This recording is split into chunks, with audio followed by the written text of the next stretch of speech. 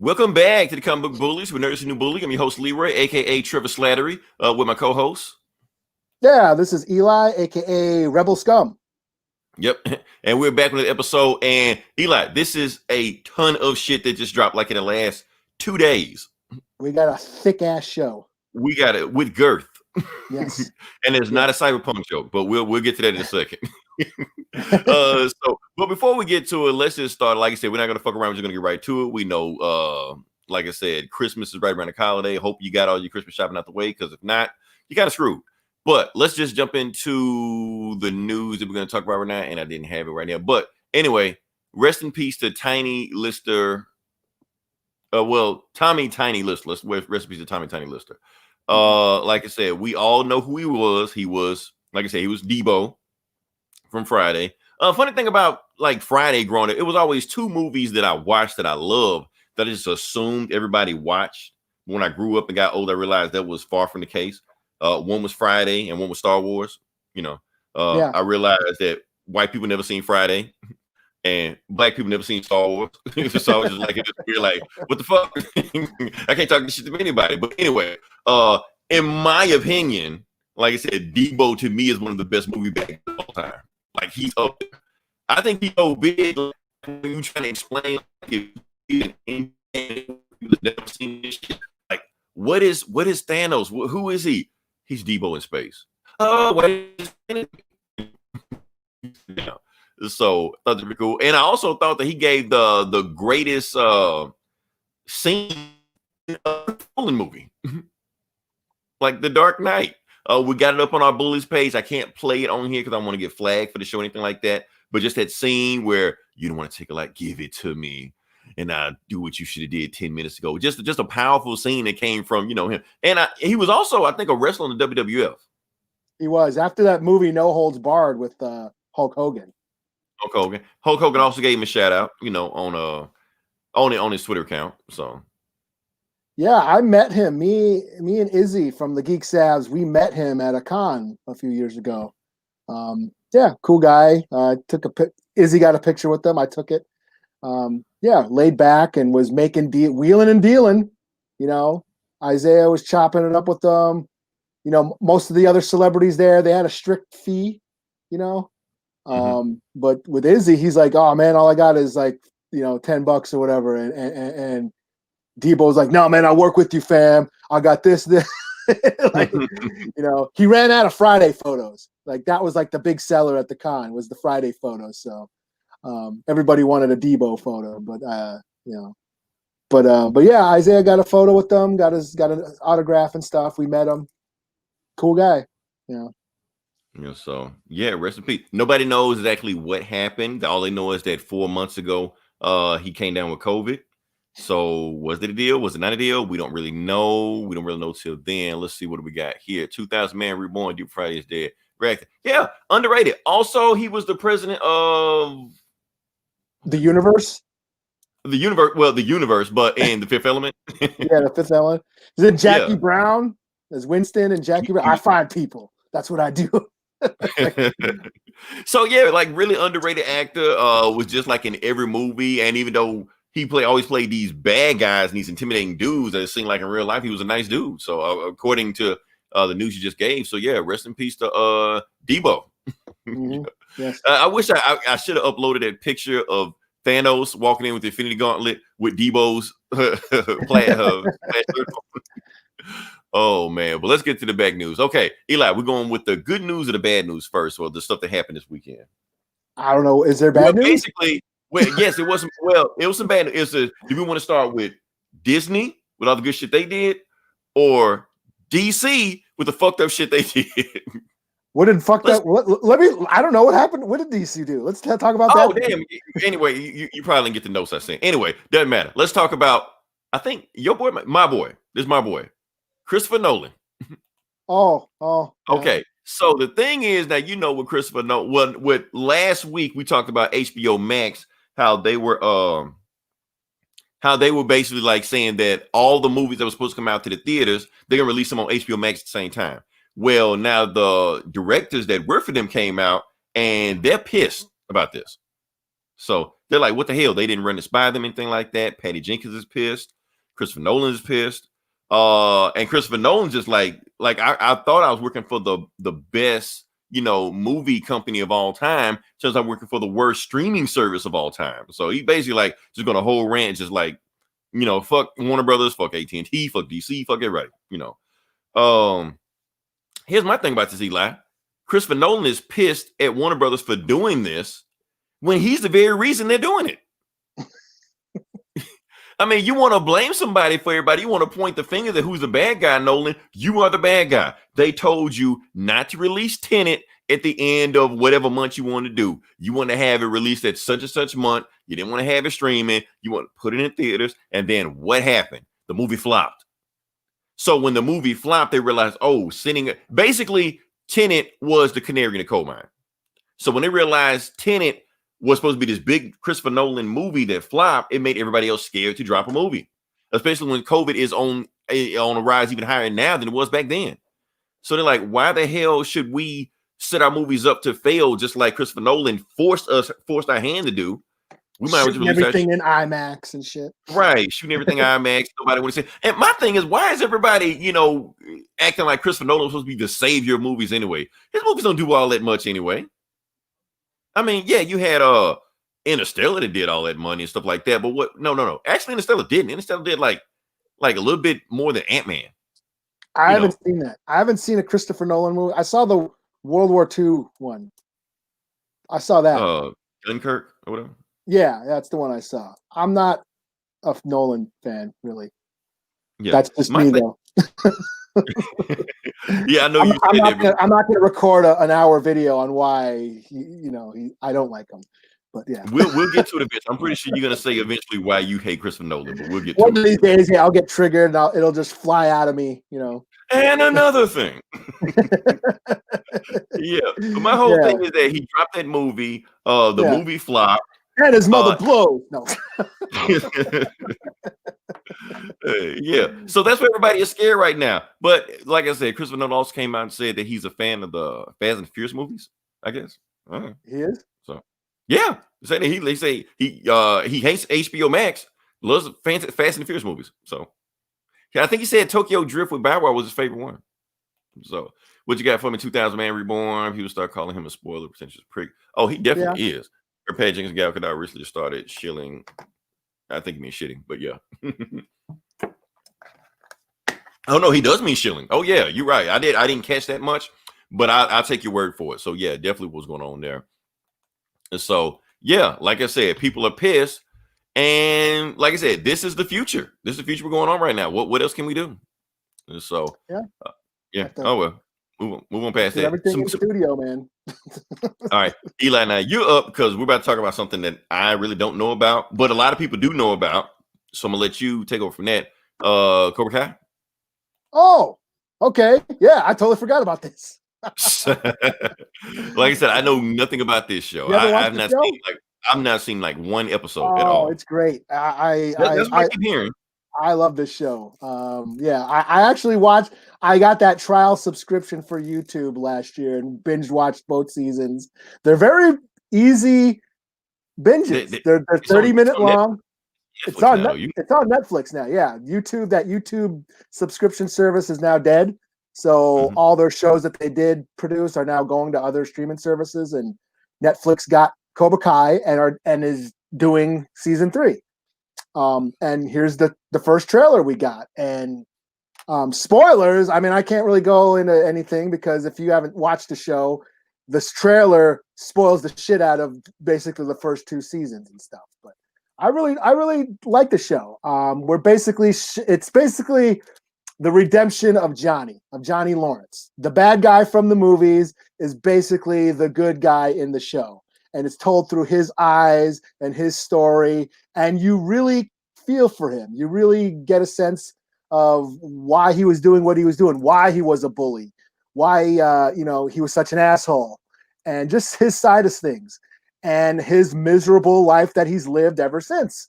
And Daniel LaRusso, the roles reversed. It's really interesting. The roles reversed. Now Daniel LaRusso, the Karate Kid, is an asshole.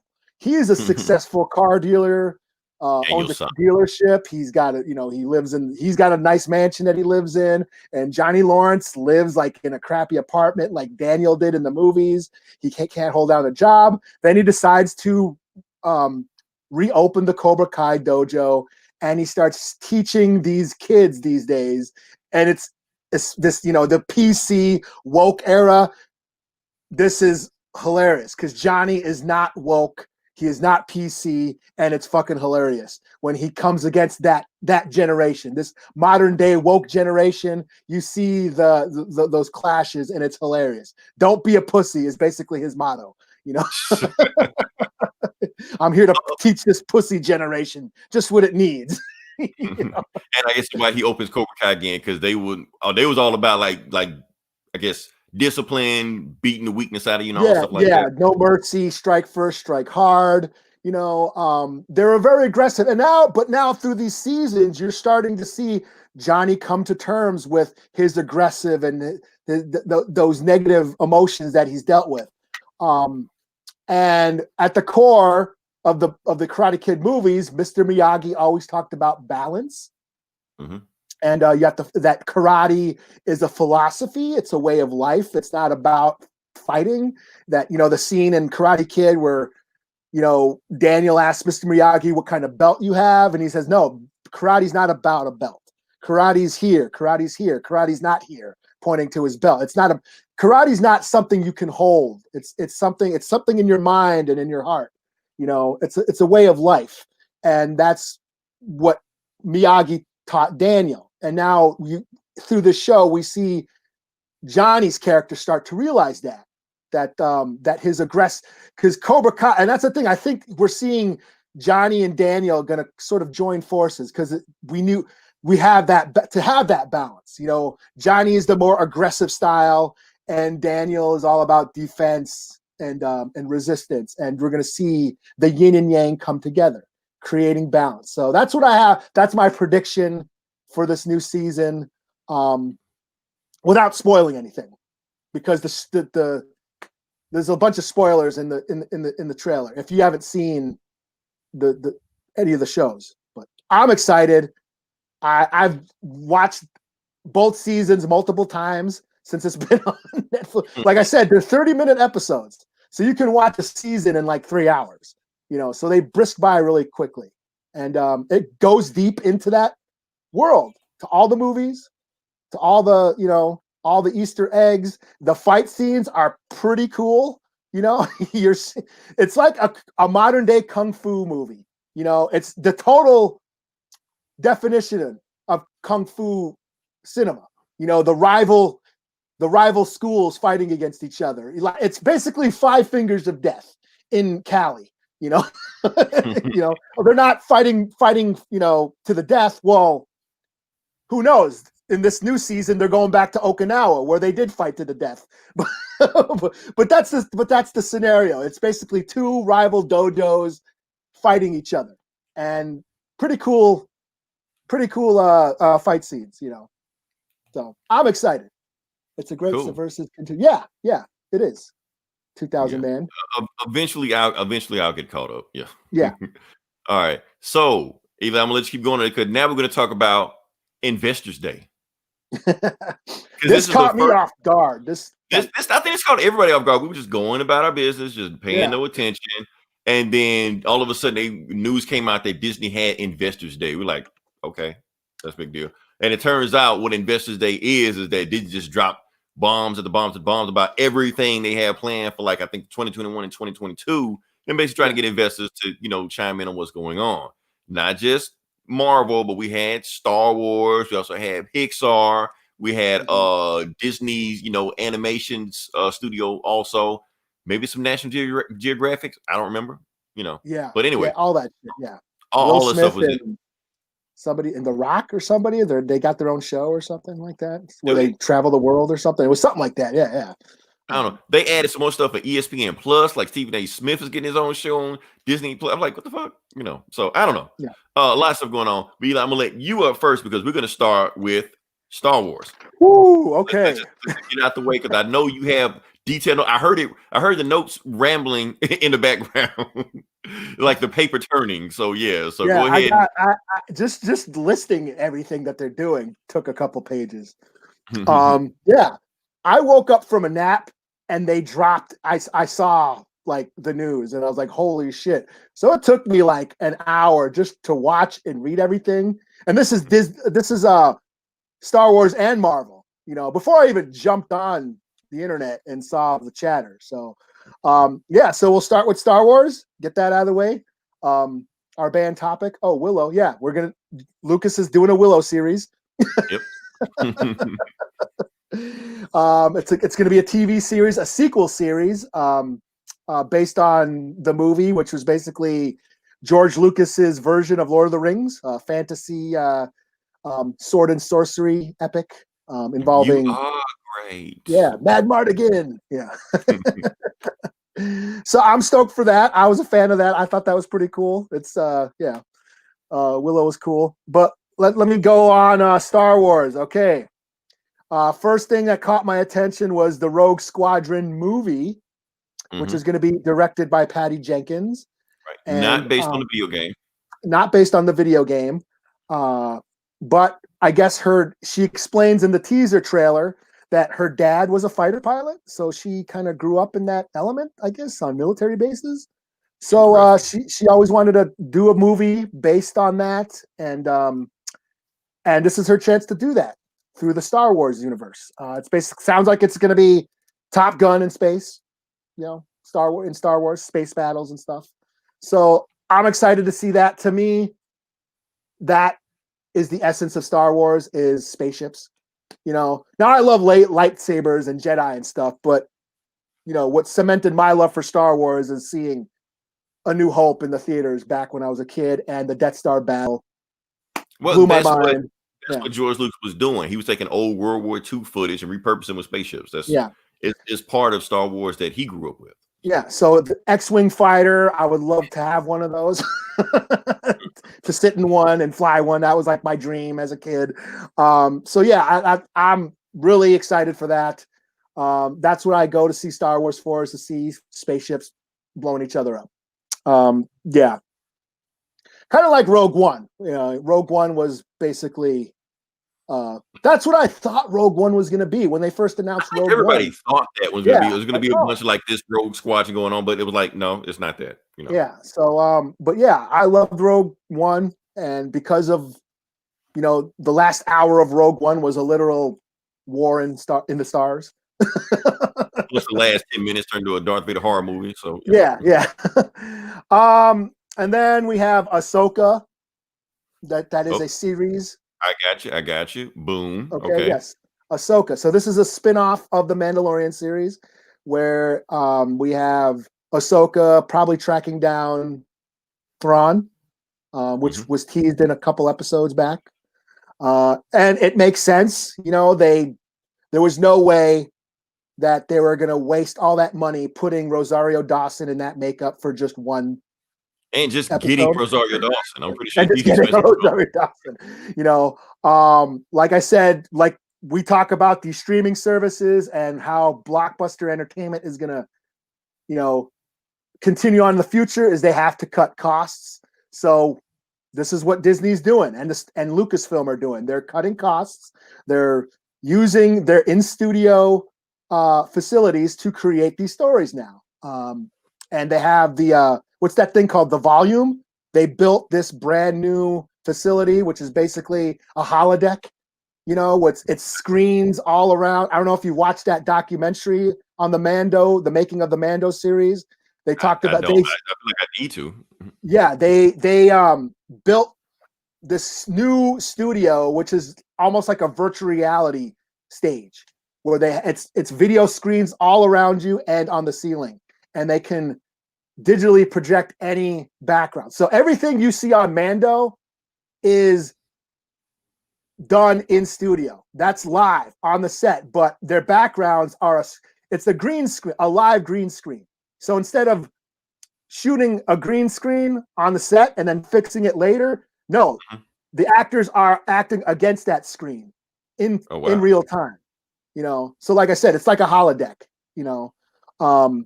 And that's what they do. So they're, like I said, they built this new studio solely for that purpose. And yeah, that's why they're able to do all these new shows.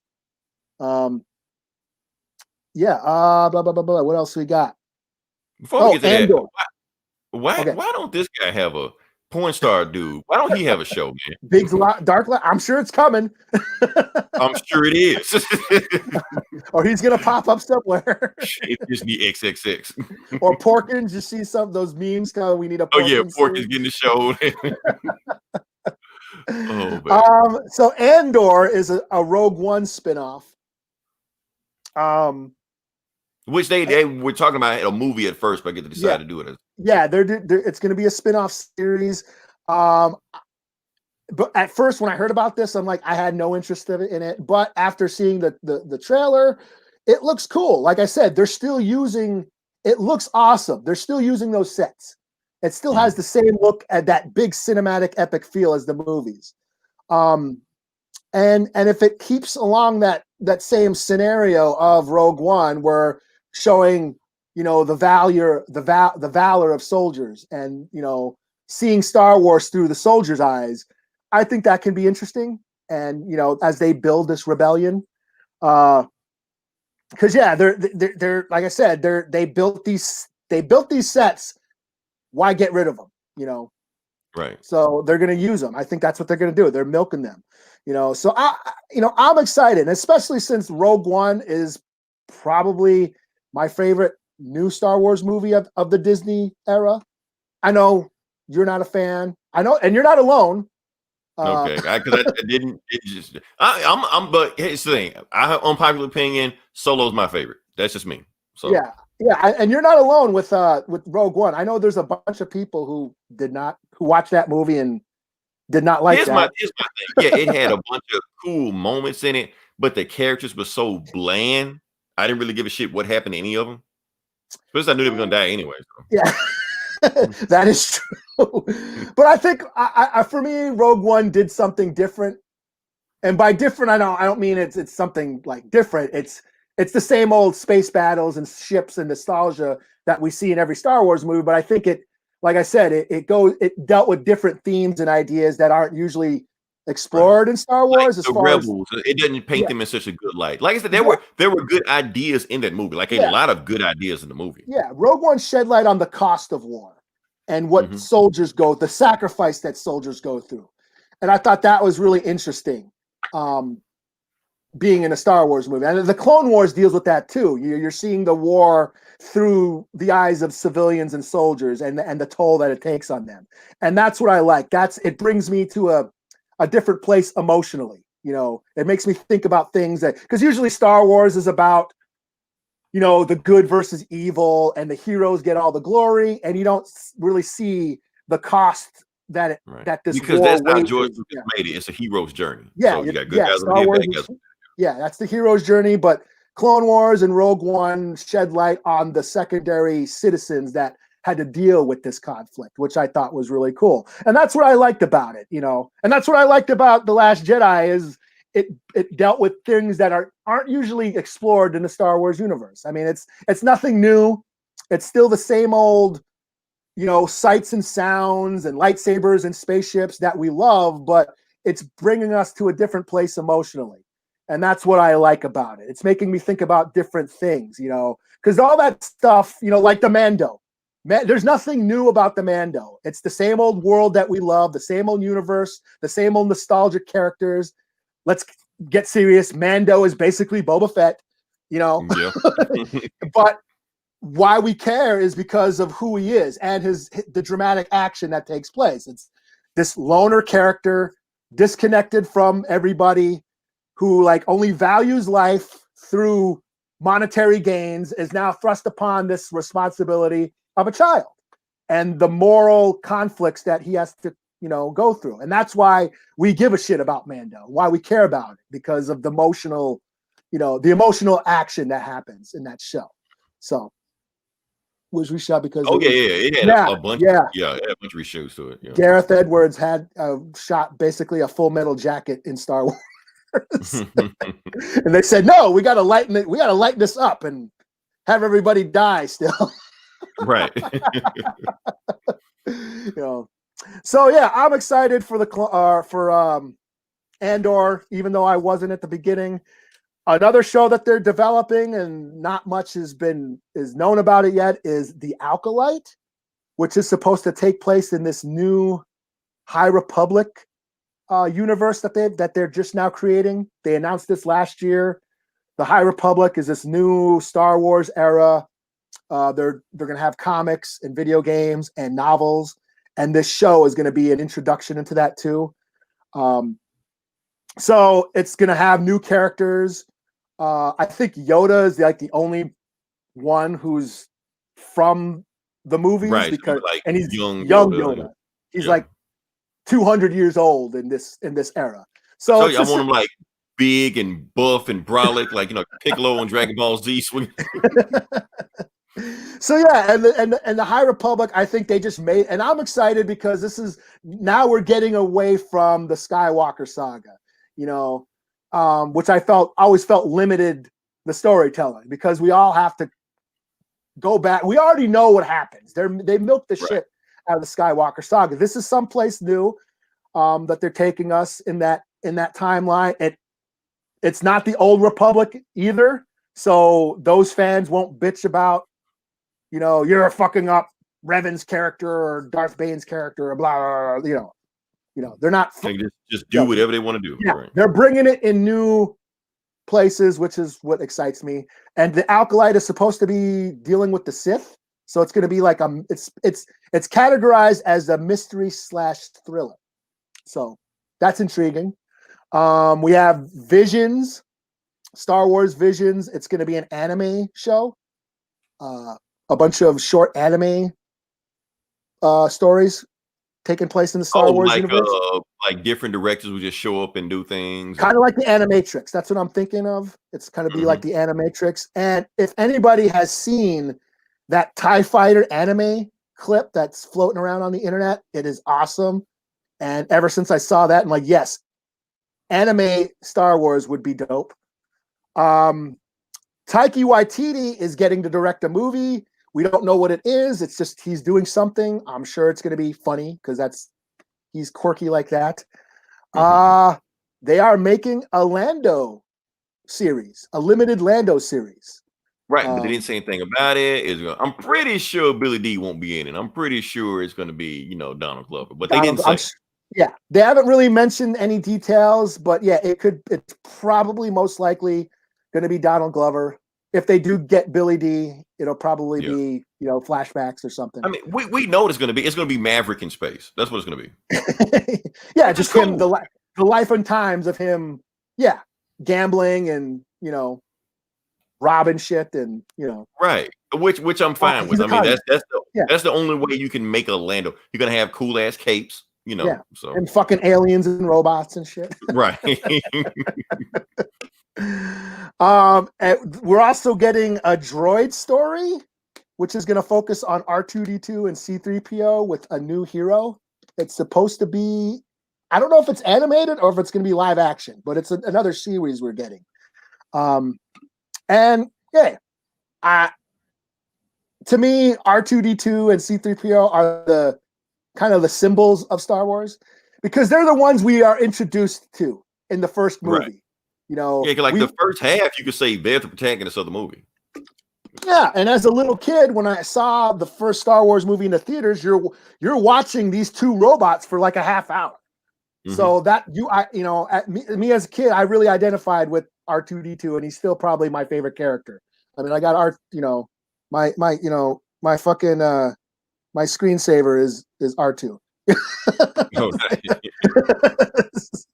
So yeah, they're just you put R2 anywhere, he's iconic. You just think of Star Wars. So a story with them, and some further adventures of them. They've dealt with that on the Clone Wars. There's been a couple episodes on the Clone Wars where R2 has gone on a mission on his own and stuff. And yeah, so that could be kind of cool.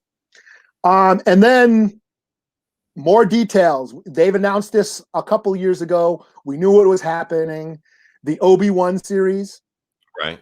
Which they've been planning for a while. Yeah. Yeah, they've announced it. We knew it was coming. Ewan McGregor is back as Obi-Wan, but then they dropped this bomb. Hayden Christensen is back as Darth Vader. Right. How they're gonna do that? Not really sure, but it's supposed to take place 10 years after Revenge of the Sith. So I'm assuming he's gonna be in the suit. Halfway. Yeah. So So I'm excited. They're saying it's the rematch of the century. Yeah. I know I haven't been very kind to Anakin from the movies. Oh man, yeah, I love Anakin. And Revenge of the Sith, he's awesome. Now he was a whiny piece of shit in the second one, but I honestly in the third one I did like him. Yeah, I haven't been nice to him, but you know what? Watching the Clone Wars, Anakin was redeemed. He is an absolute badass on the show. So I really don't have any issue with Hayden coming back. And let's get serious. It was James Earl Jones's voice that said no. So right. it wasn't all Hayden's fault. Right. That was James Earl Jones did it. And they just got him for like one thing and just say that was it. Yeah, that's probably why it was so heartbreaking. They hired James Earl Jones to say 2 lines, and one of them was this whiny scream. It was sad, but I digress. Other than that, from Lucasfilm, we mentioned Willow. They're still doing one more Indiana Jones movie, for whatever. Right. Yeah. This one, they're making a movie out of Children of Blood and Bone, which I've heard about. It's a fantasy novel based on like African mythology. So I haven't heard about that. I'll look it up. Yeah, like it's supposed to be like a black fantasy novel. It's not gonna be like a bunch of animals and shit. Is that gonna be like black people, Africans in it? Not gonna be like Lion King. I think it's like an urban fantasy, but it connects to. I don't know. I've heard about it. Expanding universe. Exactly. 2000 Man Reborn. Yeah. And one more thing I want to mention before we get into Marvel is FX announced an Alien series. Oh yeah, I got that on the list. Yeah, they do have that on.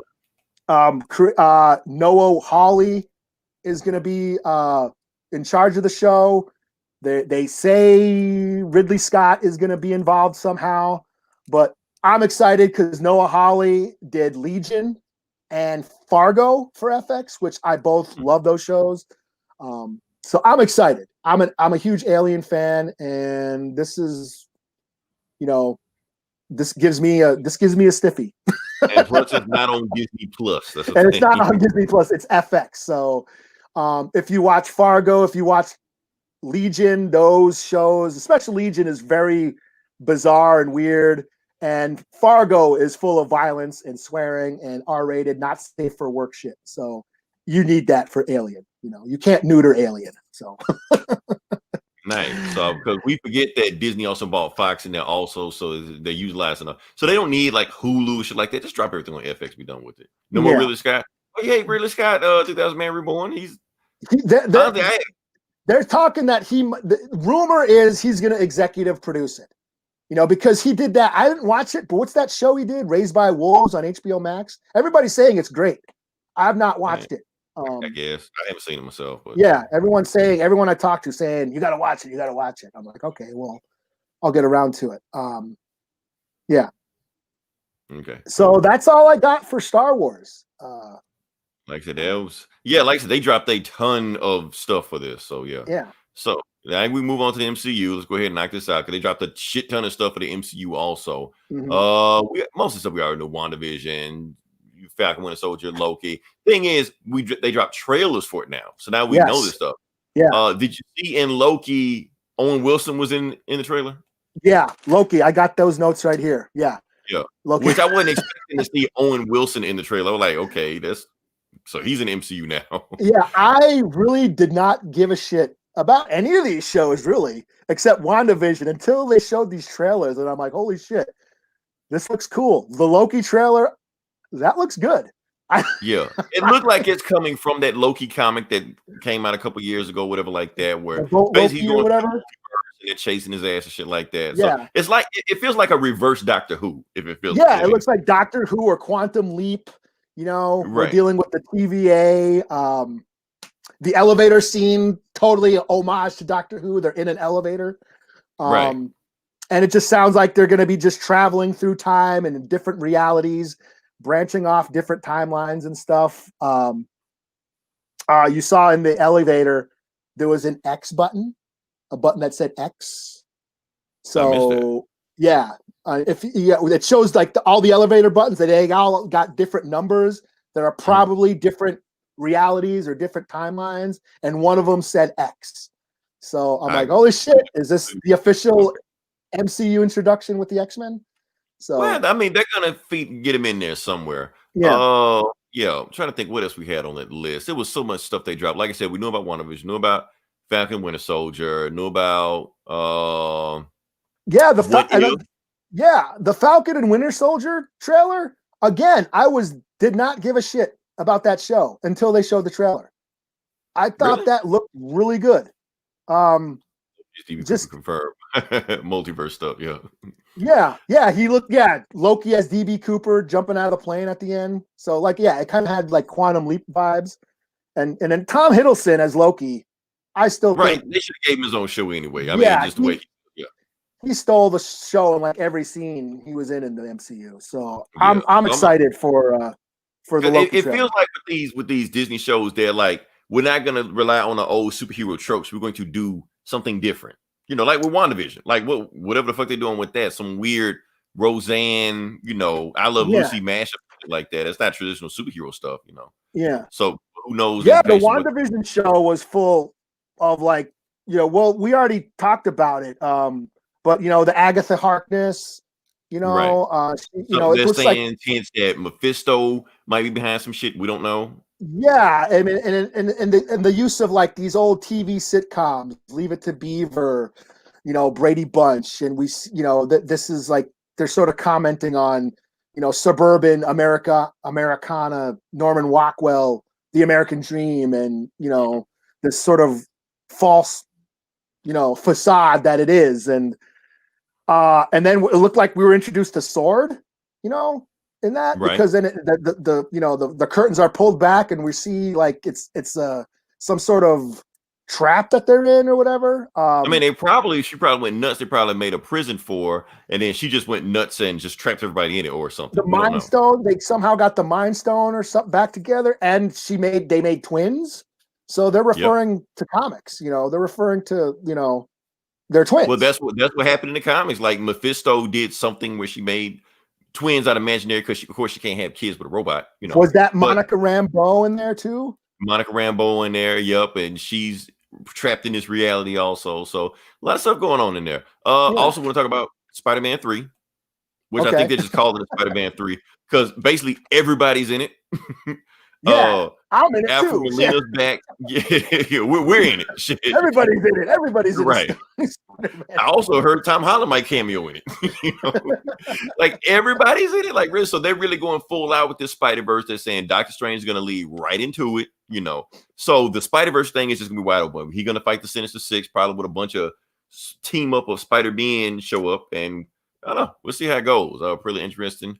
They had a trailer, Fantastic Four. They're doing Fantastic Four again. Fantastic Four. Yeah. Yeah, with the dude that's doing the Spider-Man movies going to do the Fantastic Four movies. Yeah. The What If trailer. The What If trailer looked dope. I haven't seen it yet. Oh, really? Yeah. Got Jeffrey. We hear Jeffrey Wright as doing the voice for Watu. Yeah. Yeah, but it showed like Peggy Carr. It's gonna, from what I understand, it's gonna be like a 10-episode series dealing with like like a Twilight Zone. Like every episode's going to be a different what if story. Because like I said, he deals with the multiverse. So he's going to just jump from multiverse to multiverse, showing what if stories. Yeah. Peggy Carter as Captain Britain. We have Marvel Zombies. There's a Doctor Strange story where it looks like he's fighting himself. Another Loki story. But what really got my attention was T'Challa becoming Star-Lord. Being taken up. Which they said is going to be his last, well, obviously it is, his last performance in the MCU. Oh, Chadwick, he did record the voice for that. So yeah, we're gonna like Star Panther You know? So, Right, which is gonna be. Does he is he still with Bass or some shit like that, or is he was just kidnapped by aliens and that's it? no, instead of Peter Quill, Yondu picks up T'Challa, goes to Wakanda and picks up T'Challa.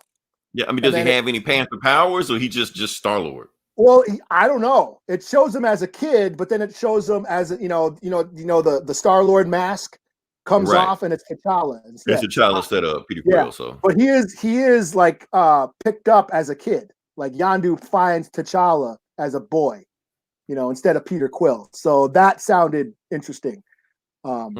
So, and like I said, the Falcon and Winter Soldier show. I'm exactly the way I felt like it before on that. It just felt like the thing is, everything else they're doing feels like they're getting away from superhero tropes. Where I feel like Captain Winter Soldier is just doing superhero tropes. I just feel like it's another Captain America thing.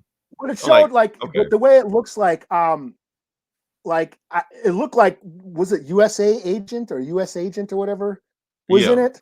And didn't you read that comic that came out? Didn't you read that like a little bit ago? I did, but that was not the one where US Agent shows up and fights Sam. I didn't read that one. Okay. But that was in that whole Secret Empire shit going on. But I think if the Falcon and Winter Soldier show sticks to that formula of the Captain America movies as being sort of like this political commentary, then I think it could be really good. Because it shows they're introducing US Agent and he's got the shield and he's on a football field and everybody's cheering for him. Right, like he's the real Captain America. That's what people want. Yeah, but and then you got Sam, who's a fugitive. Sam and Winter Soldier and Bucky they're still fugitives. So but that's who Captain America passed the torch to. So I think there's some room there to make some strong social commentary, which intrigues me, Which I'm almost feel like it might be at this point outdated. Because let's be honest, U.S. Agent is always supposed to be MAGA Cap. That's what he is. He's MAGA Captain America. But now that we're kind of shifting to something else, it's kind of like I don't know. After that shit that happened in D.C. and Portland, that's the Million MAGA March. Yeah, I don't think that shit's going away anytime soon. We'll see. We'll see. Like I said, 2021 is gonna be full of surprises. So we'll see. What else we had? War Machine has a show coming out. Yes, Armor Wars. What's it called? Armor Wars. We were doing our whole comic book shows and shit like that. Armor War was on my short list of shit that we should have reviewed. I just didn't get around to it. Mm-hmm. But yeah, having Don Cheadle in that doing Armor Wars, that's pretty interesting. I want to see how that goes. Especially they stick to the storyline how it was in the comics. Riri's getting her own show. Yep, Ironheart. Ironheart. A Ms. Marvel. Was that a movie or a show? I'm not sure. It's a show. It's a show. Yeah. Okay. Yeah. She-Hulk. But Miss Marvel, Monica Rambeau, and I think somebody else are going to be in Captain Marvel 2. They already confirmed that. Yeah, Captain Marvel 2. Yeah. That got announced. They also, Shang-Chi, Blade, Eternals, Guardians 3 are still on the list. They also announced the Guardians of the Galaxy holiday special for next year, which James Gunn is going to direct. I don't know how I feel about that. Because honestly, everything you just said to the point, I was like, until you said James Gunn, maybe. Also the Ant-Man and the Quantumverse or whatever, the movie with the so they confirmed Kang the Conqueror is gonna be your boy Tick. He's gonna be Kang the Conqueror. They confirmed it. Yeah. There's gonna be an I Am Groot animated series. She-Hulk is still on there. Moon Knight series. Finally, Hawkeye. For people. Oh yeah, Hawkeye. They also showed footage of Hawkeye of what's her face, Kate Bishop. Boom, Kate Bishop, which we'll talk about later on also. Here's the thing. People always get mad about, I'm getting tired of you replacing all the white heroes with gender swap. Look, if they look like that, I'm fine. Wait. Okay. I thought Kate Bishop was like a girl and white. Like, I mean, yeah, she is, but you know how it is. It's like, well, you making Batwoman, all that shit. You know that shit. You know that crowd. Yeah. Man. So. Oh, and then Black Panther 2. Okay. Let's talk about it. Let's talk Okay. about it. Okay. Do I have a thing? Hold up. Let's check what you got for me. 2000 man. Her Wolverine's local country where Does Adventures Magic might be. I haven't heard the 2000 man, but that would be very interesting if they did that. They do globetrot in that trailer. They do globetrot, but he's saying it might show up in Madripoor. So I'm like, it did look like they were in Tokyo or China at some point. So Madripoor would be. Yeah, because they could easily just say, "Shut the fuck up." They could. Siri talking to somebody. I didn't understand. I'm talking too loud. Anyway, they could easily just say that this Asian town is Madripoor, whatever like that, has some super villains just running around, stuff like that. So who knows? You know, funny thing about I always thought Madripoor, when I was growing up, I thought Madripoor was a real place. I didn't know it was like some place of just, you know, scum and villainy or whatever. Sitting there on the globe, on the map. Right. Where's Madripoor? You know. Oh man. But that's the thing I thought. But yeah, let's talk about Black Panther 2 because they actually made an official. And the reason I waited because I want to have an official statement from Marvel and Disney before we just start, you know, jumping the gun about what they think they're gonna do and what they might do and stuff like that. Now we know they straight up flat out said it that Black Panther 2 will be shot in June, July, something like that. They will not recast.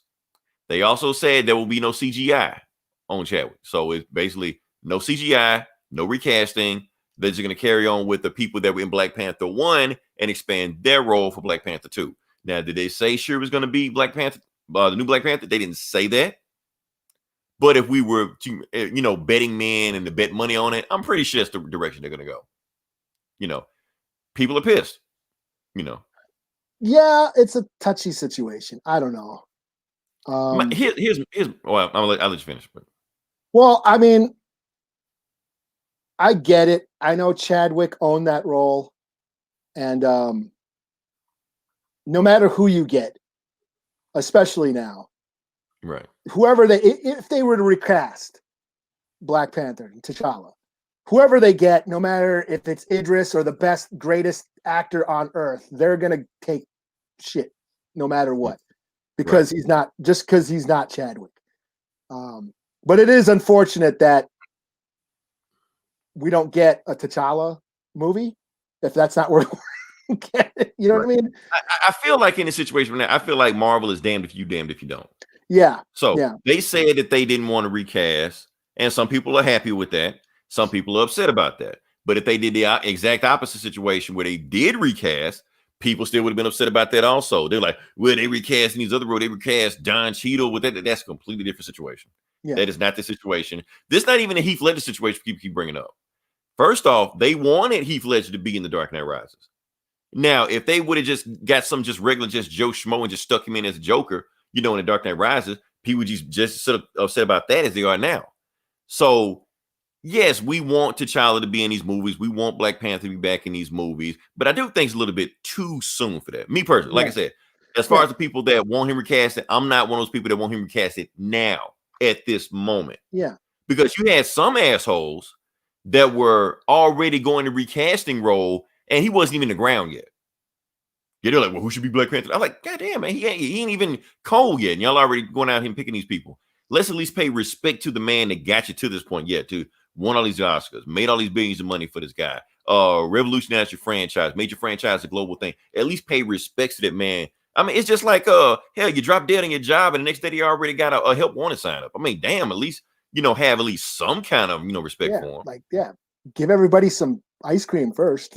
Yeah, some breathing room. He ain't even did a year yet. Damn. And people keep comparing this to the Joker. They didn't recast Joker till 8 years after Heath Ledger died. So this is not the same thing. Yeah. And they still shit all over the guy. And they still shit all over like they shouldn't do it. He shouldn't touch the roster like that. Like the hell. So, I mean, my thing is, like I said, we just talked about Spider-Man doing this multiverse thing. They're going to bust the multiverse wide open. They can pluck a Black Panther from another multiverse, stick them over here, and they can do that. Yeah. In due time. For this movie they're making right now, I think it would be too soon. Even not just for us and the fans, for the people making the movies. Ryan Coogler was good friends with this guy. You know, all the people on the movie set were good friends with the person. Yeah. So for them to just say, oh, this is my buddy, this is my friend, I'm going to just step into his role and just pretend like nothing happened. That may be a little bit too, you know, shell shock for them. You know, so I just feel like we need to pay a little bit more respect. People saying we need yes, Marvel said they're not going to recast Black Panther 2. I don't think that means they'll never recast. That's why I think people are freaking the fuck out. They thinking we're just never going to see T'Challa again. You know? It is. Like I said, no matter who they get right now, they're going to take shit. Right. You know? And sure, she's gonna take shit too, especially since Letitia Wright been in the news saying all kind of weird ass shit. You know, so they want her canceled. You know. Yeah. So yeah, so like I said, it's just a touchy situation no matter what you go. Honestly, Eli, can I be frank? Can I be bluntly honest? I'd expect nothing less. Okay. No matter what, even if Chadwick Boseman was still alive, I think Black Panther 2 was a bad idea from the jump. Period.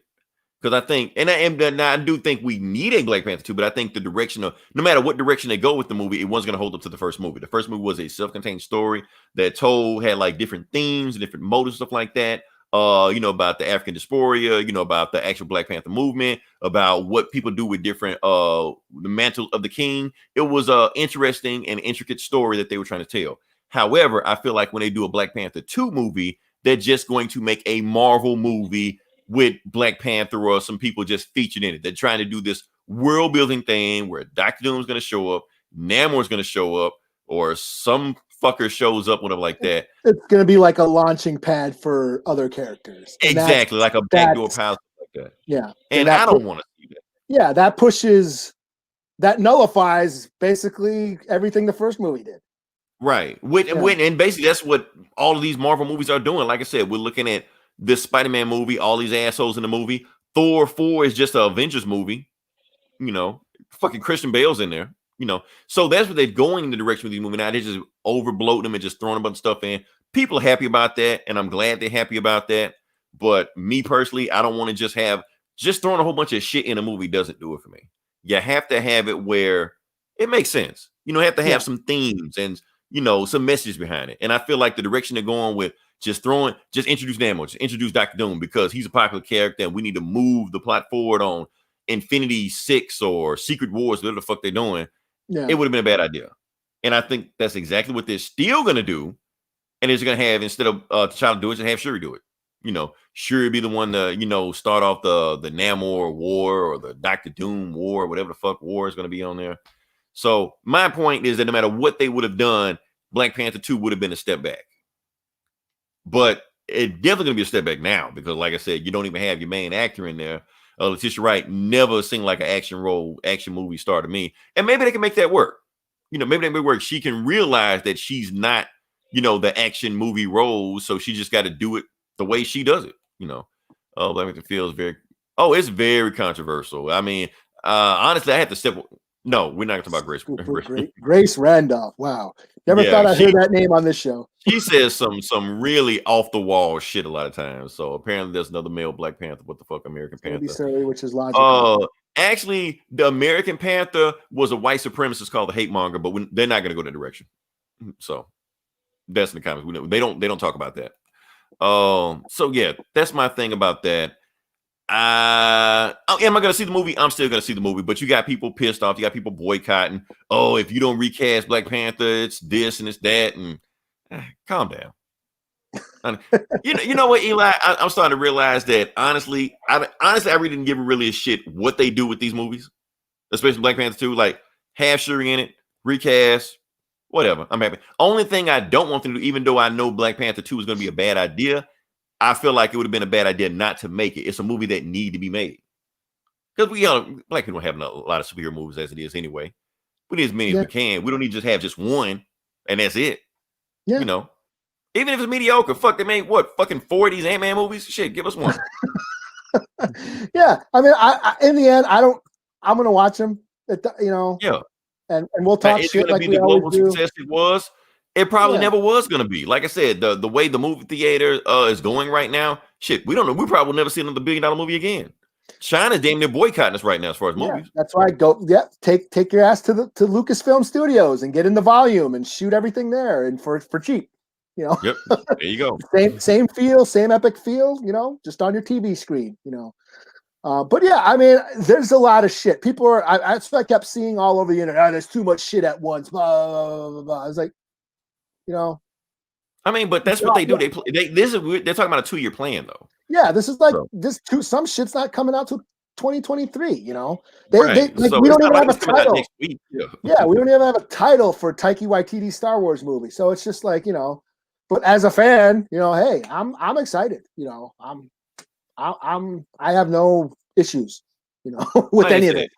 I was gonna see all this shit anyway. It just depends on whether or not my hype level is with these movies. I'm gonna see all this shit anyway. Yeah, Ant-Man 4, Black Panther 2, what the fuck ever, Fantastic Four. I'm actually kind of excited Fantastic Four. I am too. Yeah, mainly because I feel like Marvel will do it right. Yeah, And I'm saying that, but honestly, unpopular opinion, I like the Jessica Alba movies. Didn't love them. I liked them. They were yeah, okay. yeah. I wasn't a Yeah, fan of Black Hole Galactus, but yeah. everybody keeps saying it. He wasn't the black hole. He was in the black hole. He That's was in my the thing. black hole. He was I was in the so black hole. excited. I was let me see Galactus. That's it? Is that Galactus's ass? What the fuck? Dude, we get a movie. She can't even get a comic. let's crawl before we walk.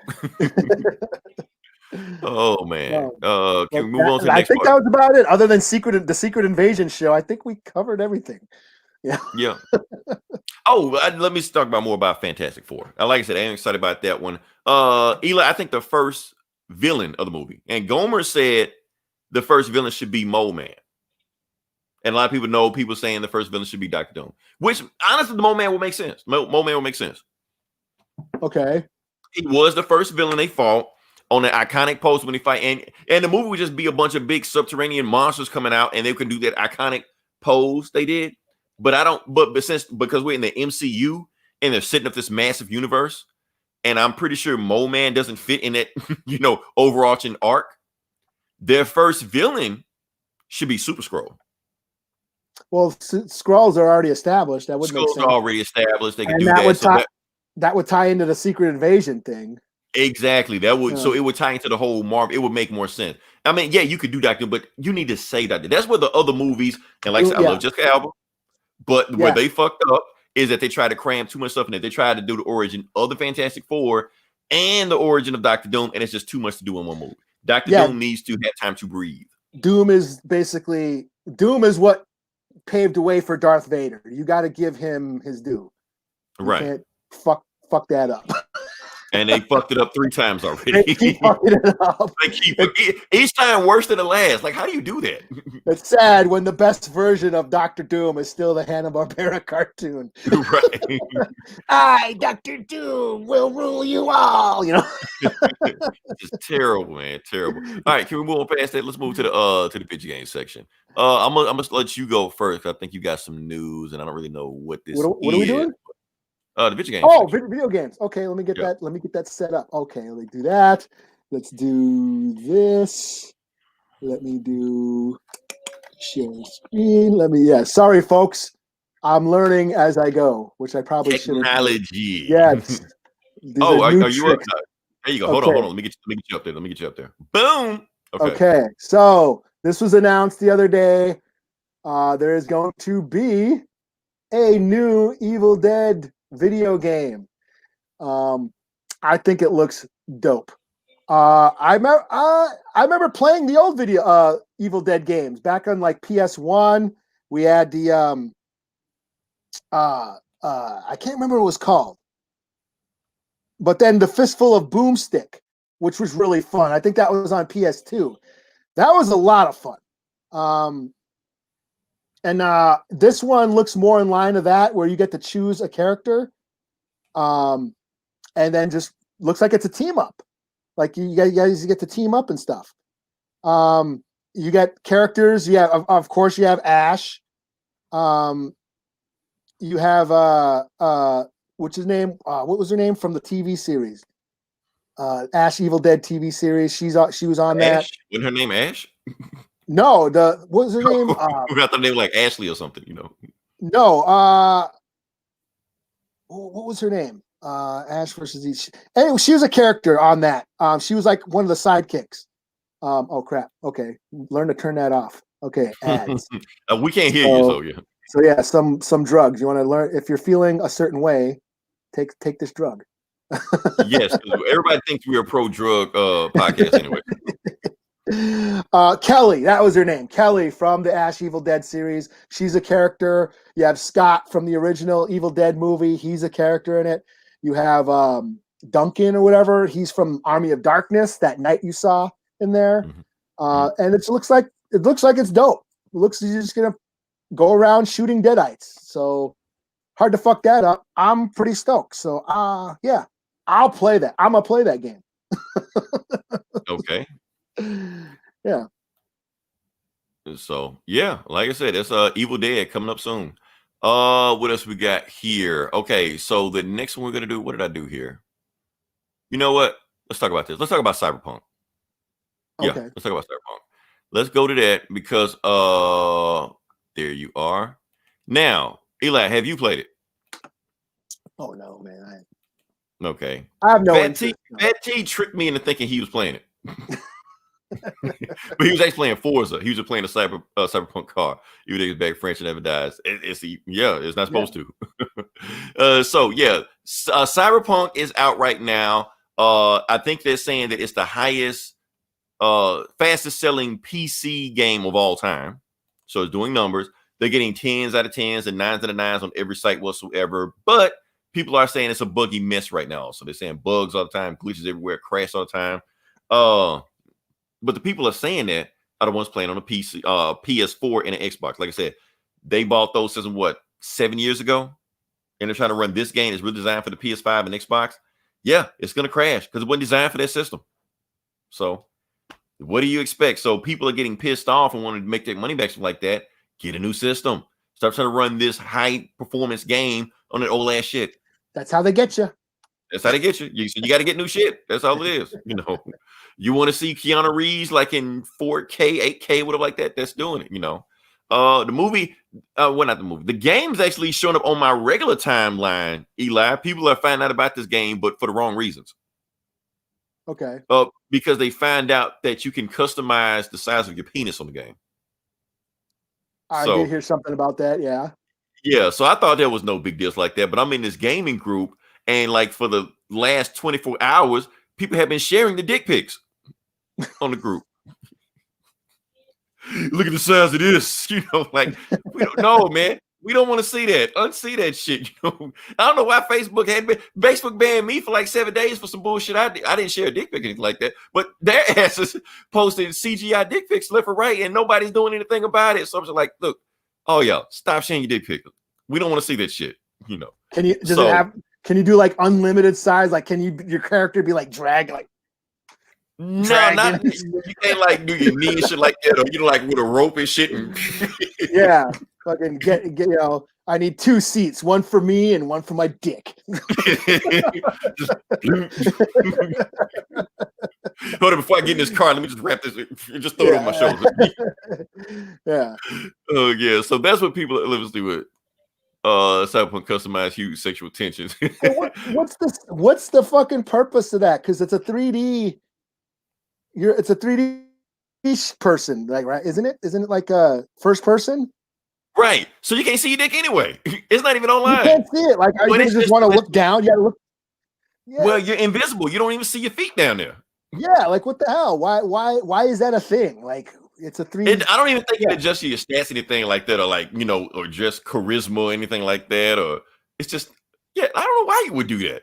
Yeah, because if that was the case, if it was like a third person, mode, I would be a chick and give myself a big fat ass so I could watch my ass. I wasn't gonna talk about that. I think you can do both, but I'm not gonna go there. Just some big kitty person just walking around the map. So hey, just do whatever you want. That's why I played, Claire Redfield in Resident Evil. Like, damn, I got a nice ass.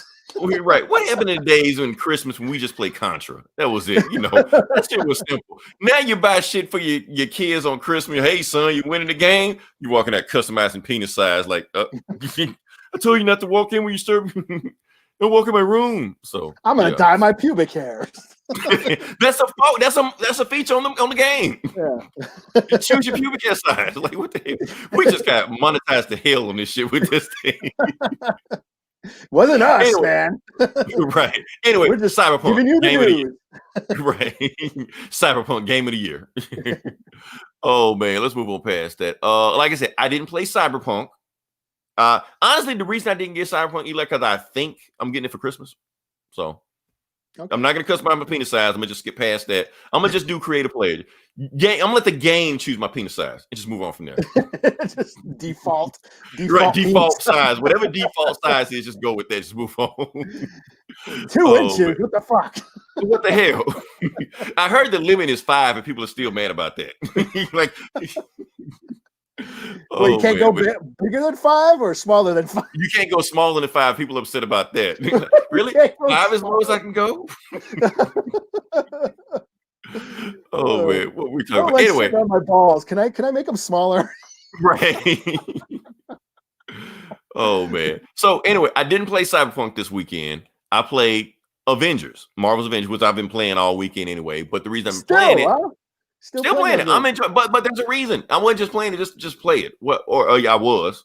But there's a reason to play it now because now I got a chance to actually check out Kate Bishop. You know, I got a chance to do Kate Bishop DLC. Yeah, so she's in it now. I go ahead. That's my stream from this weekend. You know, so she got a whole story mode and stuff like that. I'm learning her. She can teleport.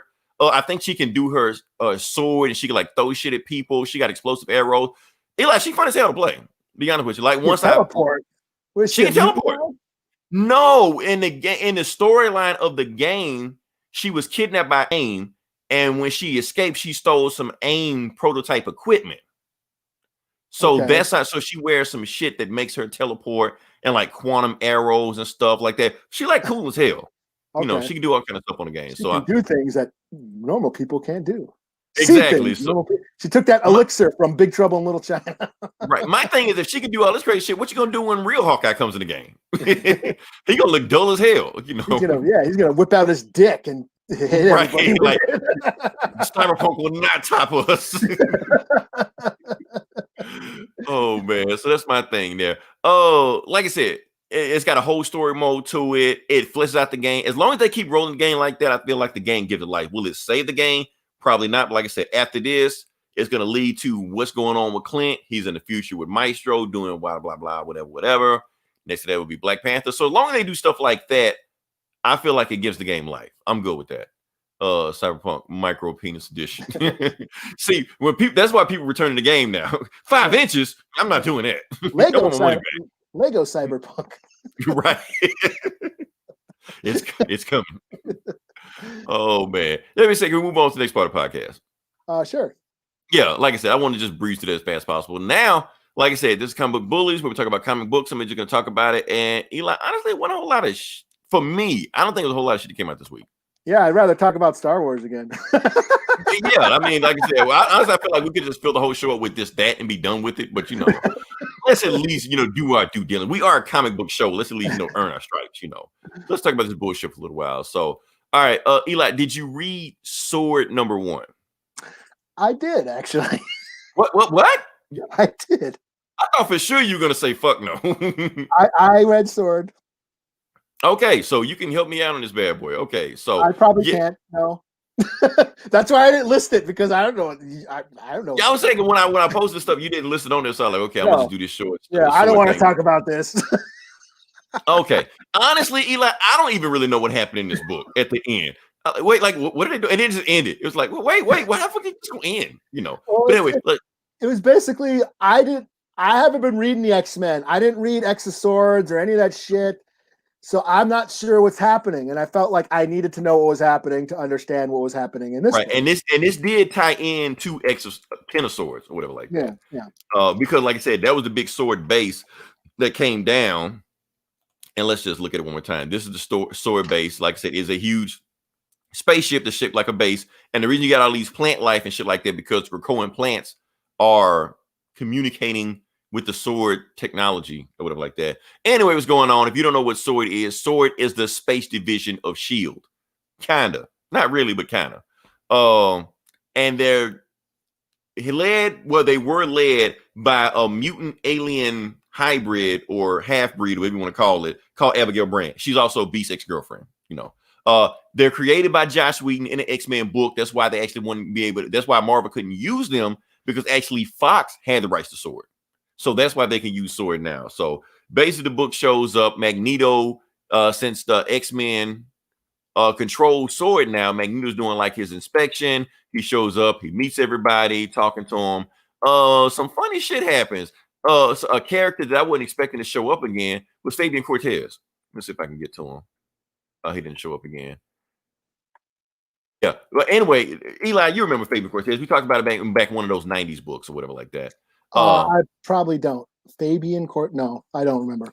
Okay, doesn't matter. Not a big deal. The thing with Fabian Cortez is that he led this mutant, like this Magneto worshiping cult. And he was all over. Okay, yeah, okay. He was that guy. He was Magneto worshiping cult. I can't even find him. What the fuck? He had led this cult. And when he shows up on the sword base, he like, Lord Magneto, master of magnetism. You remember me? He like, nope. And then he just walks right past them. And then he talks to Abigail Graham. He's like, why the fuck you bring this asshole on the boat? You know, she was like, I had no choice. I had to bring him on there. Then while he's walking, he sees this other dude named Peeper. That's his name, Peeper. Bug Eyes is a mutant power like that. Magneto's just like, hey man, I ain't seen you in a while, man. What are you doing? He was like, yeah, let's catch up again. We ain't seen each other. And then Fabian Cortez like, what the hell? Like, how he know him and don't know me? You know. So why don't you show Peeper? You almost got me calling him Pooper too. Yeah, let me see. Here's Peeper. Yeah, Peeper right there. He like, Magneto, what you been doing? He's just like, yeah, man, let's get some beers after we do this. I want some ideas. I'm gonna run past you. Basically the same thing that Fabian Cortez was trying to do, and Fabian was like, man, fuck Magneto and fuck Peeper, whatever his name is. You know. Yeah. So the main thing about the sword is that they call themselves the Six. Like I said, Krakoa has the 5. These guys call themselves the 6. And basically they combine and they can go anywhere. And when I mean anywhere, I mean anywhere.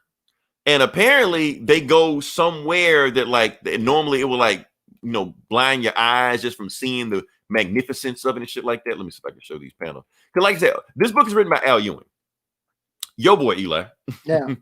That's why I grabbed it pretty much. That's why you grabbed it. Okay. But the thing is with Al Ewing, yes, he does the Hulk books, but before he did the Hulk books, he did the Ultimates.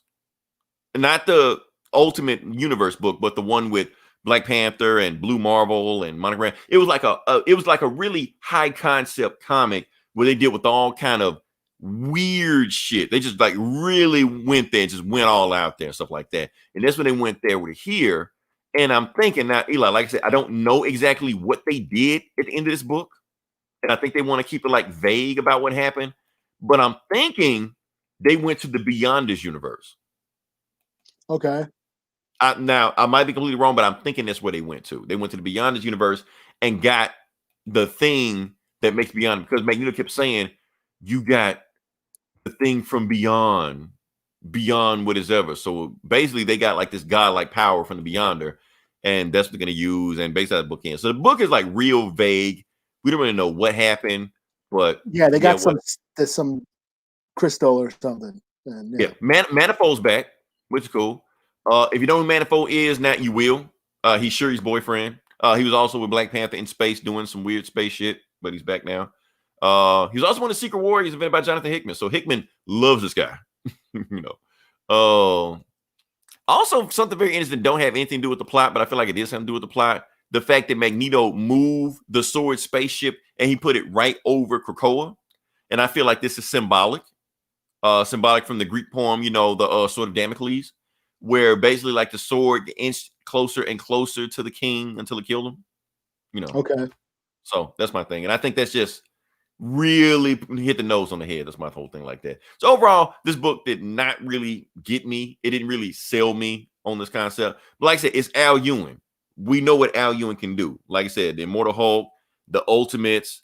He knows how to write a comic. He knows how to write these long, high concept storylines that, you know, can bleed over. I wouldn't be surprised if the Immortal Hulk and this book have a crossover one day. You know, because he's just that type of writer to do stuff like that. So overall, yeah. but like I said, the same team that wrote Empire also, which I thought Empire was cool. Some stuff from Empire bled over here also, as well as Ten of Swords, but it's neither here nor there. Overall, I'm just gonna get a book of 3 out of 5. Like I said, it was weak because it felt like nothing happened. It's letting you know what the sword is, but y'all could have caught us up with this shit later on. Get to the meat of it, or at least tell us what the fuck they did at the end of the book. So I don't know. Yeah. What you think about like I said, I really didn't know what was going on. It was full of stuff that I didn't know what was happening. So I really was like, you know. Yeah. So I mean, like I said, a lot of Empire stuff bled over here. Also, they were talking about how the galactic economy collapsed, and that's because the Kree and the Skrulls got together. So since there's no more war, there's no more war profiteering. Yeah, all the stuff is in there. Yeah, I'm not the biggest X-Men fan, and so I just I didn't know like the relationship, and that's most of what X-Men is knowing the characters and the relationships that they have. Everybody's related or banging or both. And that's why I was pretty much lost. Like I didn't know what any of people were, and even when they went to space, I'm like, okay, what is this thing now? What does it do? We don't know. Because I don't even think they went to space. I think they went to somewhere, wherever they went. They brought back something of significance. I don't know what it is. The MacGuffin. I don't know. Yeah. So I was just kind of like, you got to buy issue 2 to know what the thing was, and I'm like, just tell me what the thing is. Yeah, I haven't been reading this series, so I didn't know what was happening, and I felt like I needed to know. For number one, didn't let me know shit. Yeah. For a number one, from Al Ewing, this was underwhelming. That's me. So disappointed. But all right, shoot, what you got? I got Venom number 31. Oh damn, I was gonna do Venom, but no, go ahead. Oh, Go ahead. No, go ahead. It's all you. Okay. Well, this is just a tie-in to The King in Black. I do want to say this before you get started. Now, like I said, I've always said you don't have to read every single crossover that comes over. I'm gonna give you the cheat code to crossovers. All you have to do is just read whatever the main writer is writing, and you'll follow everything. Like I said, since Donny Cates is writing the story, follow all Donny Cates books. Follow the breadcrumbs. And there you go. Pretty much, yeah. And that's why I decided to get this. It was King in Black is a Venom story, and here's the main Venom book, which pretty much kicked off that event. And it is Donny Cates writing this. So I haven't read Venom in about a year, but I jumped back on because it is tying into the King in Black, and it takes place immediately after the last issue. Right, like you have to read this to follow King in Black. Yeah, where Null dropped Eddie Brock off that skyscraper, and he is falling. This issue is basically him falling for 20 the entire issue, but his life is sort of flashing before his eyes. He tries to do a couple things. He tries to, jump on a helicopter, but the Venom dragons, take out the helicopter. He tries to, grab onto building ledges, but he's like getting his body's break up. He doesn't have his Venom symbiote. So that's not saving him. Null has the Venom symbiote. Yeah, Null has the Venom symbiote. So he's getting fucked up as he falls. I don't know who's drawing this, but the art is awesome. It wasn't Stegman, but whoever it is, awesome. Yeah, Stegman's doing the main book. This is Ivan Coelho and Jesus Abertov on colors, and Clayton Cowles on VC's Clayton Cowles on letters. And the whole time, during that, we also get some Rex Strickling. Is he still alive? Yeah, he was the one he was pretty much what started this whole series. He's who hired Eddie Brock to take out. He knew about Null. Okay, I thought for sure he got killed somewhere from they brought him back, and he knew about Null coming. He knew about the whole top secret thing, and the army doing symbiote soldiers and Nam and all that shit. He's basically going through talking about there's parallel action. You got Rex Strickling talking about Eddie Brock as a character and Eddie Brock's life and how he's he gets all these. He's like the ultimate underdog. He keeps getting these second chances, but how long will they last? So here he is falling. Will he come back from this, since he's always the ultimate comeback kid, or will this be all his luck? Is his luck finally run out? So that's what Rex is sort of commenting on as Eddie Brock falls to his death. Also, we have this is what now. Hey, I have a theory now. I think I know what's going to happen. This is just me. I could be wrong, but Venom, the symbiote Venom, who is now, taken by Null. Null has him now. Venom is resisting. Venom is resisting Null. He's refusing to join the Hive like all the other symbiotes did. So Venom's symbiote is disobeying Null. And I think that's the key. I think Venom's symbiote is going to end up infecting the rest of the Hive, kind of like how Neo did in the Matrix. And he's going to get all the other symbiotes to turn against Null. That's just my theory. I could be wrong. If I am, Downey Page should give me a couple bucks. But basically the story ends with Venom, Eddie Brock falling. He's still falling. Like he's like 10 feet from the ground. He's right about to hit the ground. What's going to happen? I don't know. Maybe Dylan's going to save him somehow. Maybe Dylan's going to take over the Hive. Who knows? Well, that's the thing, because Venom, like the symbiote, cut Dylan off. He's like, no, get off this line, because if you stay on the line, Noah will find you. Yeah. He's already looking for you anyway. So I think it's going to be something on that line. Either, because Noah wants Dylan, because Dylan's like got, Dylan is Eddie. For those who don't know, Eddie Brock has a son named Dylan who has symbiote powers. Null after his son. Maybe Dylan will save him somehow. Maybe Dylan will infect the Hive. But that's what I think is going to happen. They're going to get the Null. Somebody's going to get the Hive to turn against Null. So you can bet against the demon god, dragon gods. Yeah. Yes, that sounds so funny. My favorite part about this book was when Eddie was falling, he was praying to God. Oh, he's praying to God. Yes, he was praying to God. That was my favorite part of the book. Right, he was like, God, I know you. We never agreed on anything, but just look out for my son. I was like, man, that's pretty. That was a nice little panel right there. He had right there. So. Yeah, and it's showing Eddie growing as a character. He's that he cares. He doesn't care about himself. He cares about his son. He's concerned about his son. And that's a big step forward for Eddie's character. So, other than it, not much really happened in this book. It's just sort of a, you really didn't need this story. Yeah. I mean, like I said, you could just follow King and Black one, but I'm glad I read it. Yeah, this is unnecessary. I'll give it a 3 out of 5. I'll give it a 3.5 out of 5, just because it is unnecessary and nothing really happens, and it literally is Eddie falling for 20 pages. Right. But I feel like we did learn more about Eddie. Yeah, I guess. Yeah. I mean, even though nothing happened in the story to move the story, it did give us, a deep dive into Eddie. Well, maybe not a deep dive, but you learn a little bit more about him. Mm-hmm. So I thought that was pretty cool. So. All right, so I guess I'm next. Yeah. All right, so let me expand this. The next book I'm going to do, honestly, I was scrounging for something I could do, and honestly, Eli, this is the last book I got. Yeah. I mean, the other one I had was Venom. It's cool.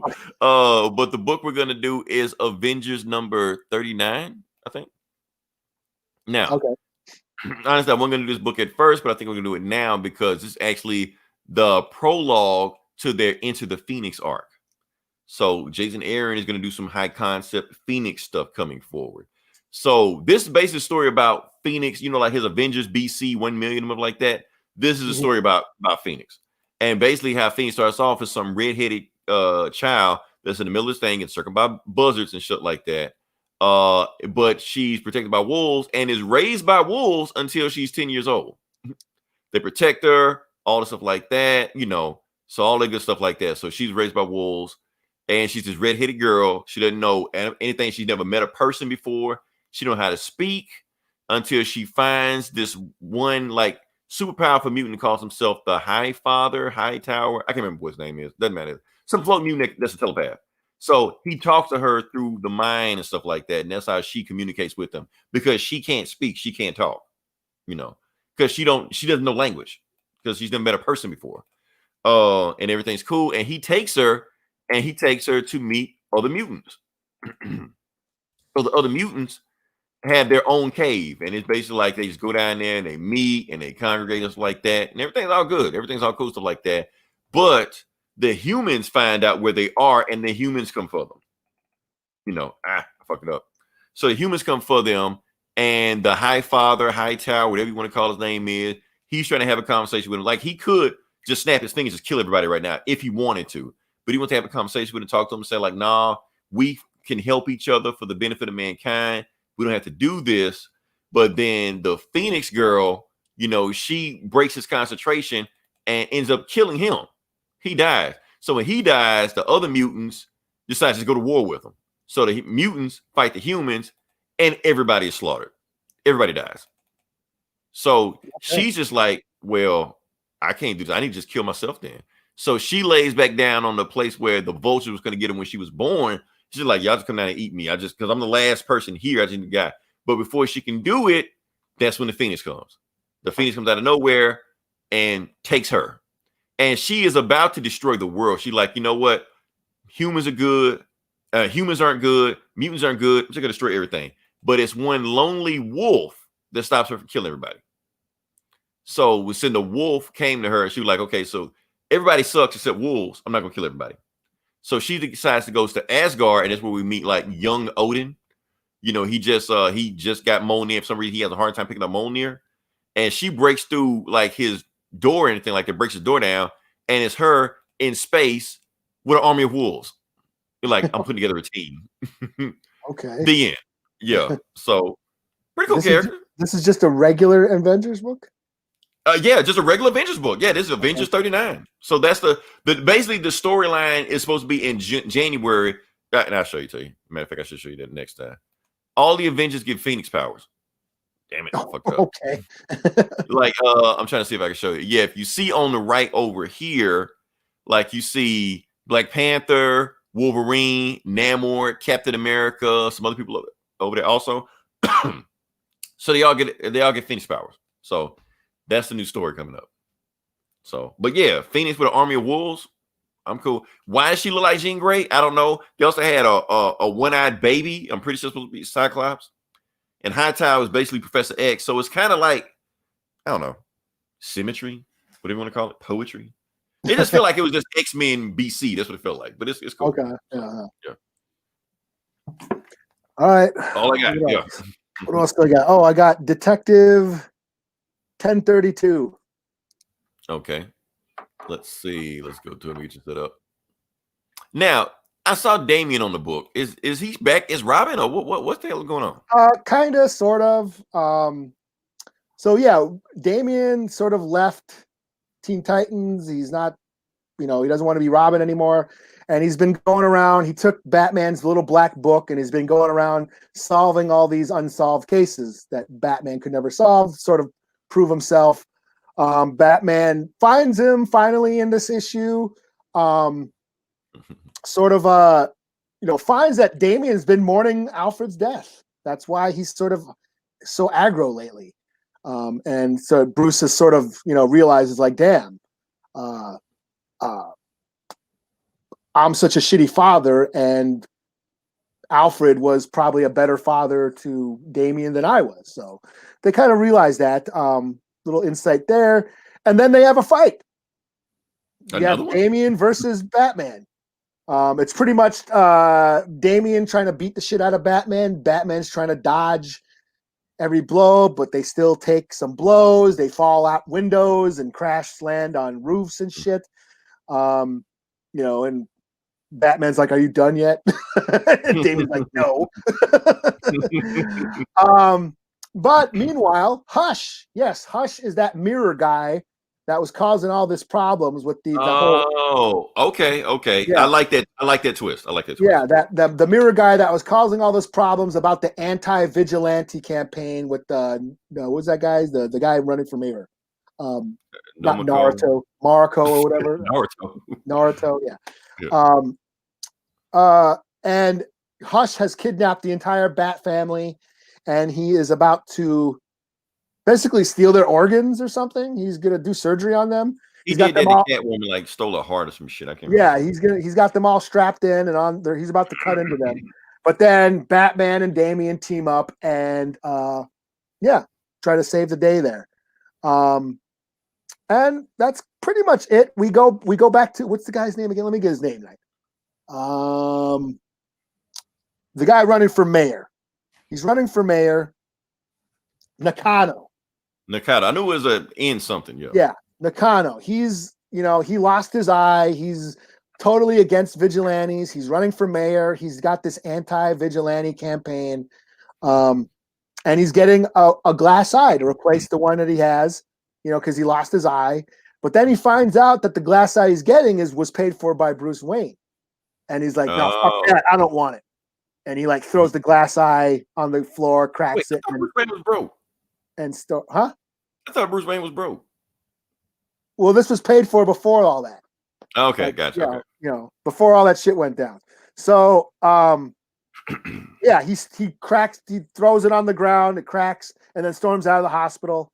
And then we have Damian and Batman bum rushing the Hush's hideout to save the Bat family, and that's where to be continued. So pretty cool. 4 out of 5.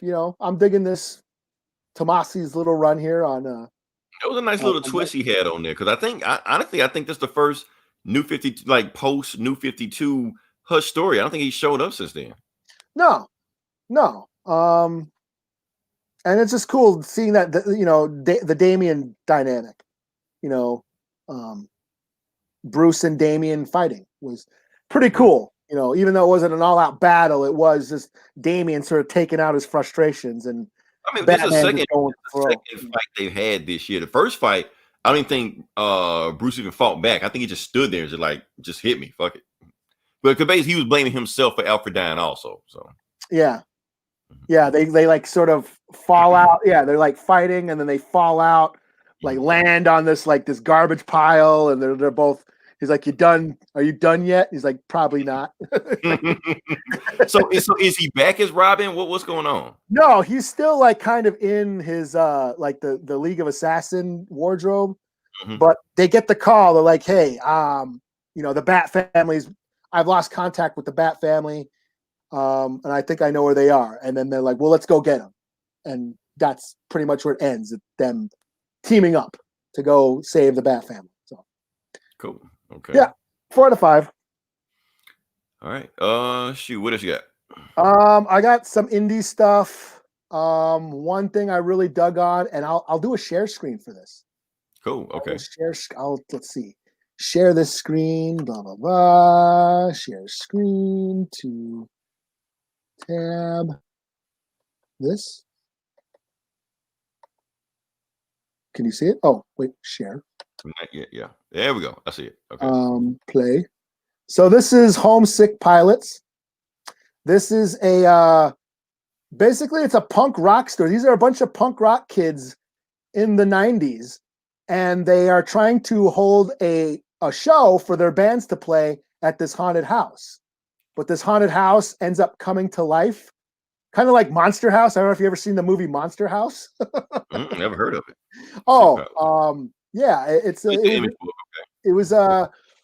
Yeah, basically this house comes to life, and this main character, I forget her name, she's like a foster kid. She's in this band called the Homesick Pilots, and she's sort of the house possesses her or something like that. It's unclear, but anyway, this house comes to life, and it walks around like Godzilla almost.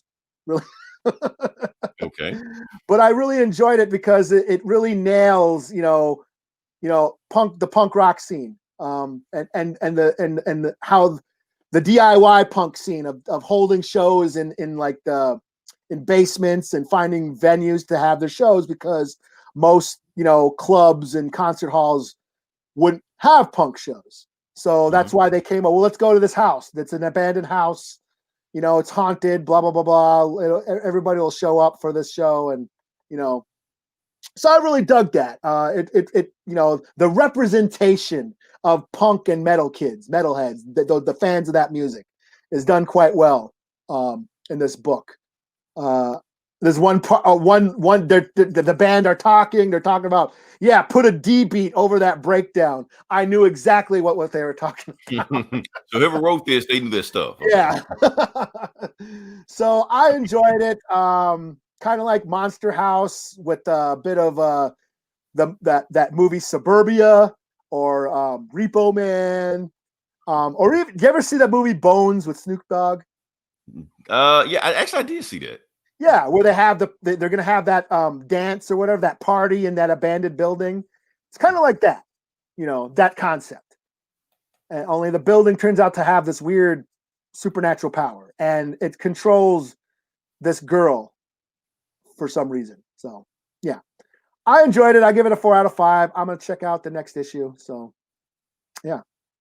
And we go to Stop Screen. Oh, look at that. Look at that There shit. you go. See, we're learning on the fly. I'm learning. Yeah. We have evolved. I just upgraded.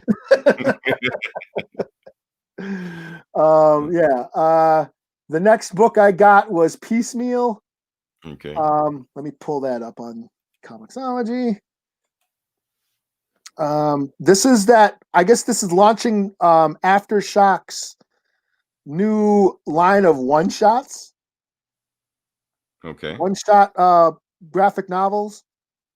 This is written by, let me go to it. Let's go to that. So this is Cullen Bunn on writing and Simon Krudansky doing art.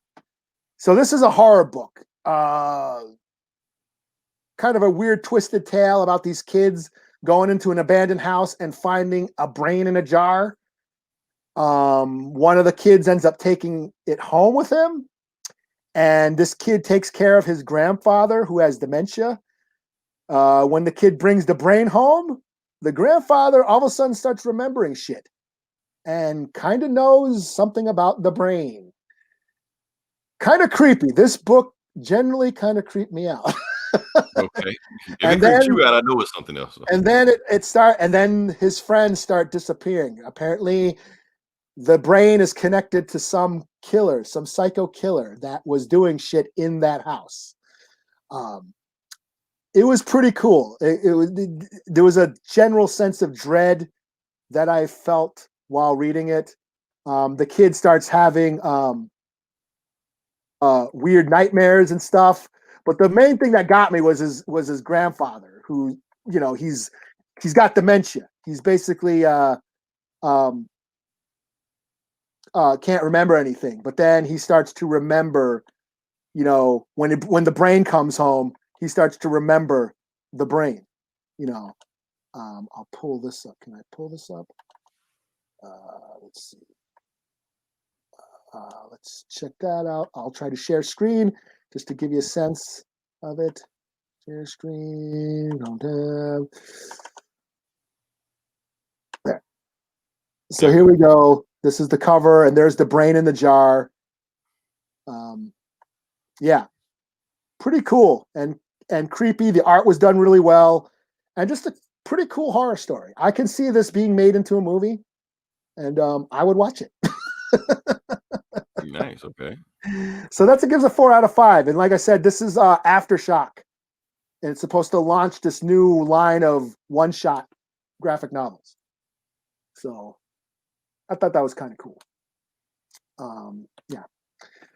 Other than that, I read a bunch of other shit because it was it was a slow week. Yeah, I think Christmas, the holiday season, they're probably back and just dump everything in January anyway. I read that crossover book that Donny Cates is doing. I'm sure you're going to talk about that. It's still commenting on comics culture, comics fans.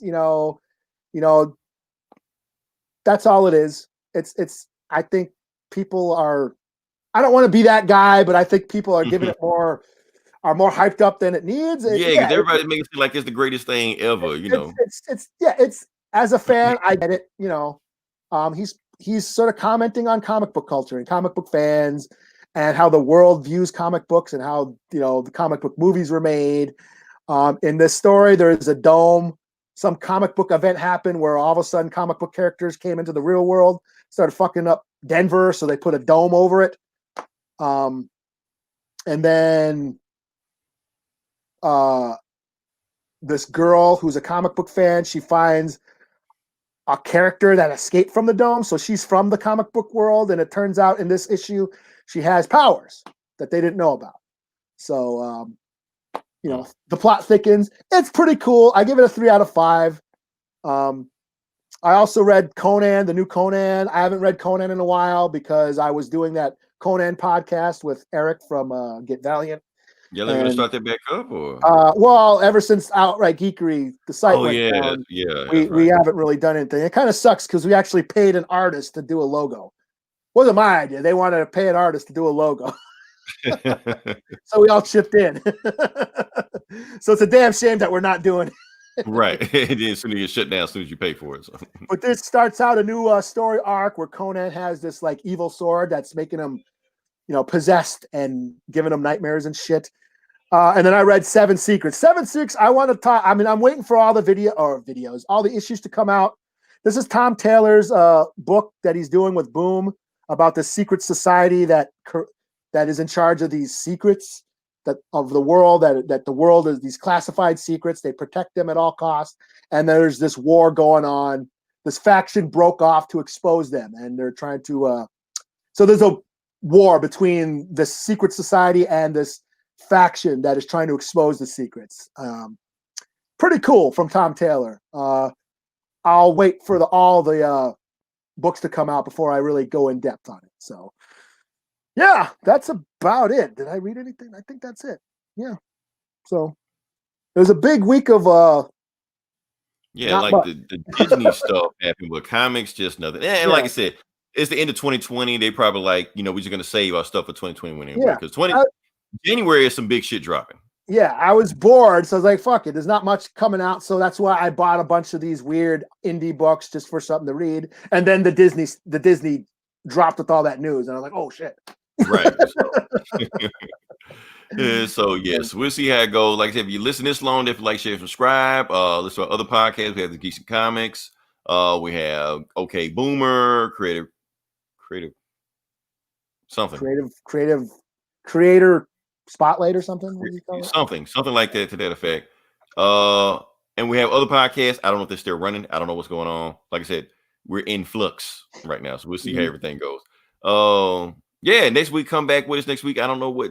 I think we got one more week before Christmas, and hopefully there'll be some new books coming out, and we can talk about it then. But until then, this is Leroy. This is Eli. We talk to you guys next week. Same bully time.